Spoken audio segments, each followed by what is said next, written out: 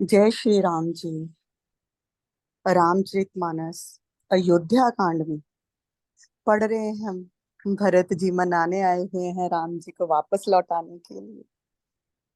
और यहाँ पर अब जनक जी भी पहुंच गए हैं।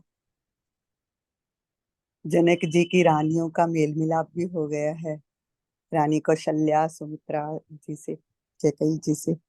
और इधर अब राम जी ने गुरुदेव से कह दिया है कि यहाँ पर रहते हुए बहुत दिन हो गए। अब जो उचित है वही कीजिए। तो गुरुदेव आगे से बोल रहे हैं। आज हम करेंगे शुरू 290, 290 दोहे से आगे चलेंगे। ठीक है जी। तो गुरुदेव आगे से कहते हैं कि राम, आप तो कहते हो कि यहाँ पर रहते हुए लोगों को कष्ट हो रहा है, पर नहीं, ये वन भी सबके लिए स्वर्ग के समान है। और तुम्हारे बिना अयोध्या में भी, जहाँ कहीं और रहना भी सबके लिए नरक के समान ही है। और आगे क्या क्या बोल रहे हैं गुरुदेव, क्या क्या अपना दिल खोल कर रख दिया है गुरुदेव ने राम के आगे। सुनते हैं। हाँ जी, पढ़िए जी।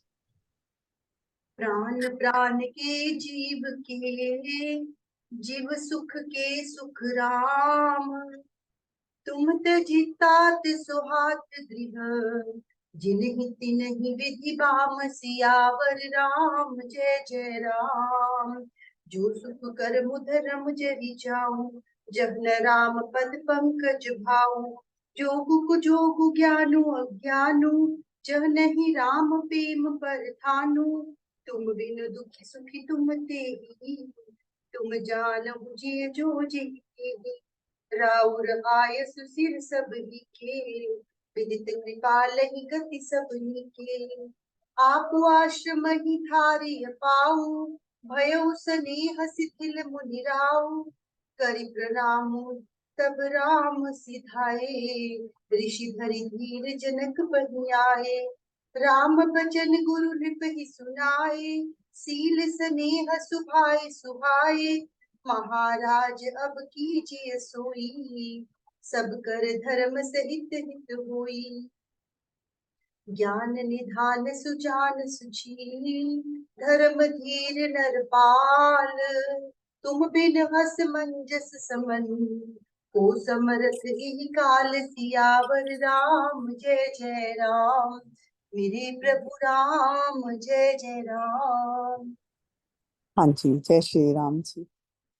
मुनि देव को जब ये कह दिया है ना राम ने, तो मुनि आगे से कहते हैं, वशिष्ठ मुनि जी, कि वह सुख, कर्म, धर्म सब व्यर्थ है जिसमें राम चरण कमल में प्रेम नहीं है। वह योग कुयोग है, वह अज्ञान, वह ज्ञान भी अज्ञान है जिसमें राम प्रेम प्रधान ना हो। और सब तुम्हारे बिना दुखी और तुम्हारे साथ सुखी हैं। और पर ठीक है, जैसी आपकी आज्ञा है। आपको तो सभी की स्थिति मालूम ही है। और अब आप आश्रम को जाइए। मुनिदेव को पता चल गया कि राम ने क्या आदेश दे दिया है। और शिथिल से हो गए हैं मुनि। क्यों शिथिल हो गए? तो राम के साथ प्रेम के कारण। और एक इसलिए कि बात ही बात में राम ने अपने वियोग की बात कह दी है कि अब आप पधारिए यहाँ से। श्री राम जी प्रणाम करके चले गए हैं। और ऋषि वशिष्ठ जी जो हैं, वो अब धीरज धरकर चल पड़े हैं, जनक जी के पास आ गए हैं।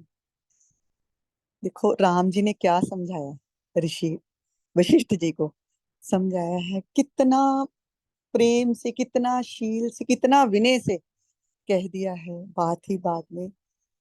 कि पहले भी आपने कह दिया कि भरत के प्रेम के बस में मैं आ गया हूँ, तो अब ऐसा कुछ ना हो गुरुदेव। अब तो राजा जनक भी आ गए हैं, तो भरत तो छोटा था। और अब आप ही आज्ञा दीजिए, अब ये बात मत कह देना कि जो राजा जनक कहेंगे। अब क्योंकि आप हमारे गुरुदेव हैं और आप सबसे बड़े हैं, तो इस पर विशिष्ट जी ने कह तो दिया है कि हाँ, वो तो आपने ठीक कह दिया, मैं बहुत आप बड़ा हूँ, पर आप तो मुझसे भी बड़े हैं, और जो आप चाहेंगे होगा तो वही ना। और समझ लिया कि क्या चाहते हैं, तो चल दिए हैं राजा जनक जी के पास, कि कहीं ये ना हो कि राम जो चाहते हैं जनक जी उसके विपरीत। पता तो है कि जनक जी उसके विपरीत कहाँ जाएंगे, नहीं जा सकते, पर फिर भी चल दिए हैं वहां पर। और जाकर राजा जनक जी से सारी बात सुना दी है जो राम ने कही है, और उनसे कहा है, अब वही कीजिए जिसमें सबका धर्म सहित हित हो। ये नहीं कहा कि राम को लौटा ले चलिए, जहां भरत को वनवास भेज दीजिए, जहां भरत का राज तिलक हो, कुछ नहीं। और ये भी नहीं किया, कहा कि जिसमें मेरा हित हो, जहां आपका हित हो। राजा जनक जी से आकर गुरुदेव कहते हैं कि वही कीजिए जिसमें सबका धर्म सहित हित हो, कि देवताओं का भला भी हो जाए, भरत जी का कहना भी माना जाए, और जो राम को तो जाना ही है वन में लक्ष्मण सहित, वो भी चले जाएं। बात ही बात में ये बात समझा दी है राजा जनक जी से। और क्या कहते हैं, राजा जनक जी को कैसे विनीत भाव से ये बात बता दे कि धर्म सहित सबका हित हो।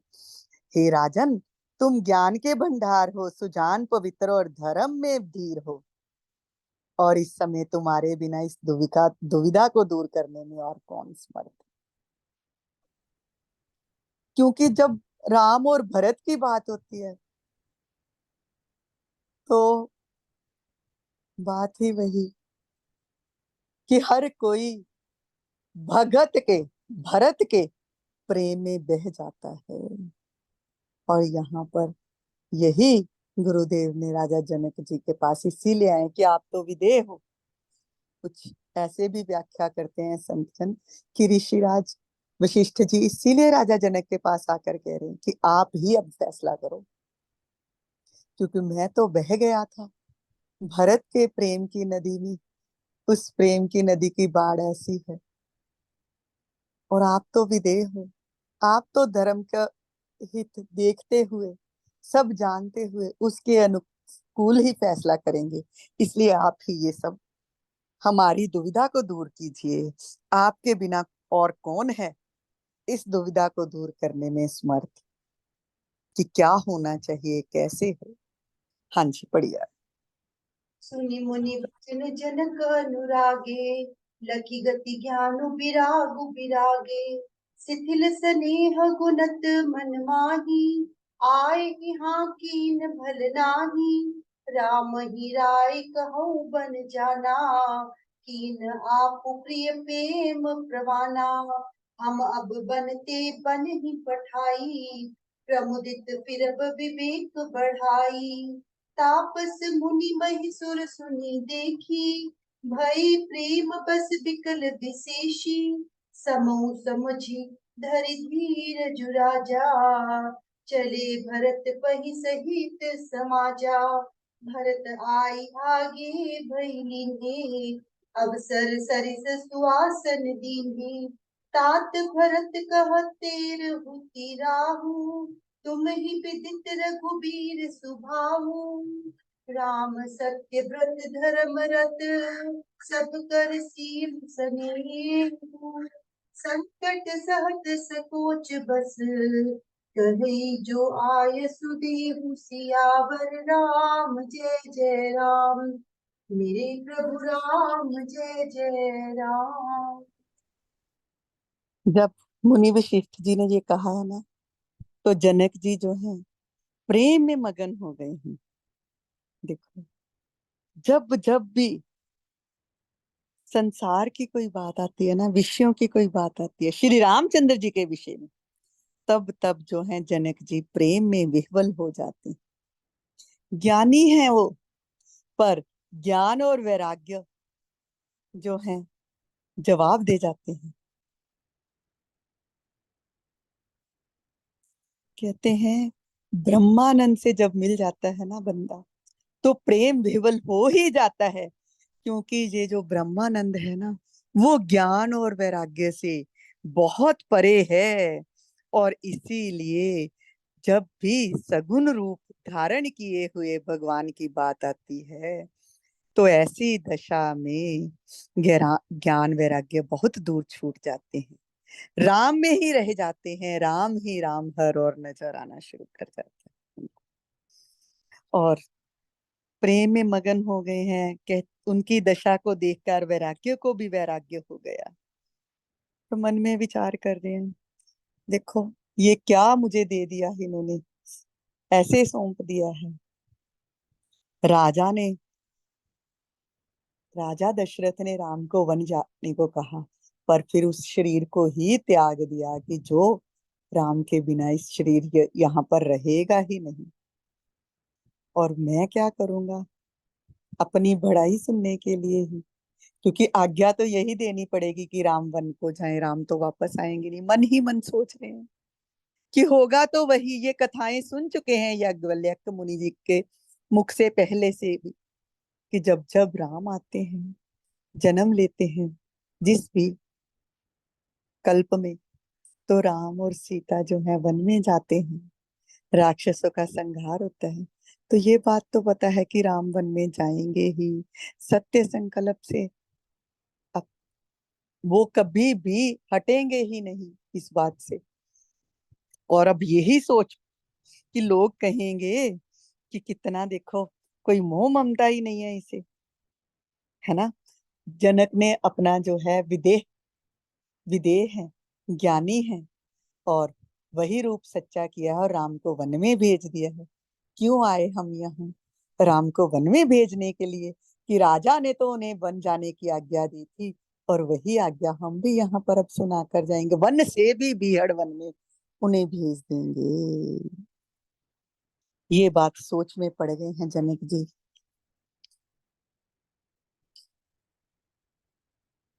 और जब जनक जी की ये दशा है ना, तो उधर जो देवता हैं सब लोग, वो भी प्रेमवश व्याकुल हो गए। अब जनक जी ने थोड़ा सा धैर्य धारण किया है, आए हैं अपने स्वरूप में वापस, और चल दिए हैं समाज सहित भरत जी के पास। क्यों चले हैं, कि जाना तो भगत की शरण में ही पड़ेगा, जैसा वो चाहेगा होगा तो वैसा ही। आए हैं भरत जी, आगे आकर स्वागत किया है, और समय के अनुरूप ही, क्योंकि वन में है तो उसके अनुरूप ही राजा जनक जी को अच्छे से आसन दिए हैं। और राजा जनक जी जब बैठे हैं वहां पे और कहते हैं, जनक जी भरत को समझा रहे हैं कि तुम्हें श्री राम जी का स्वभाव तो मालूम ही है। वो सत्यव्रती हैं, धर्मपरायण हैं, सबका शील और स्नेह रखने वाले हैं, और वे इसीलिए संकोचवश ही ये संकट सह रहे हैं कि उन्हें कष्ट हो रहा है।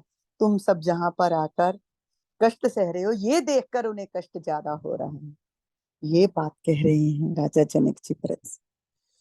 और कहने का अर्थ यही है कि भरत, मानना तो तुम्हें पड़ेगा ही ये बात को, और इसीलिए जो तुम आज्ञा दो तो वही बात मैं उनसे कहूं।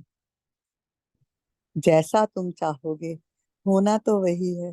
तो जैसा भी बात है बताओ, क्योंकि हम यहाँ पर रहकर कष्ट ही दे रहे हैं राम को, और वो ये कभी भी अपने दुख से वो दुखी नहीं होंगे, पर प्रजाजनों के और आप सबके दुख से वो दुखी हो रहे हैं। और आगे क्या कहते हैं भरत जी, ये कल करें, क्योंकि आगे पूरा ही फिर चलेगा तो ज्यादा अच्छा रहेगा, जय जैसे आप पूछे। जय सिया राम, जय सिया राम, जय जय सिया राम। मंगल भवन मंगल हारी, द्रवो सुदशरथ अजर बिहारी। जय सिया राम, जय जय सिया राम, जय सिया राम, जय जय सिया राम। बोल सियावर रामचंद्र भगवान की जय, पवन सुत हनुमान की जय।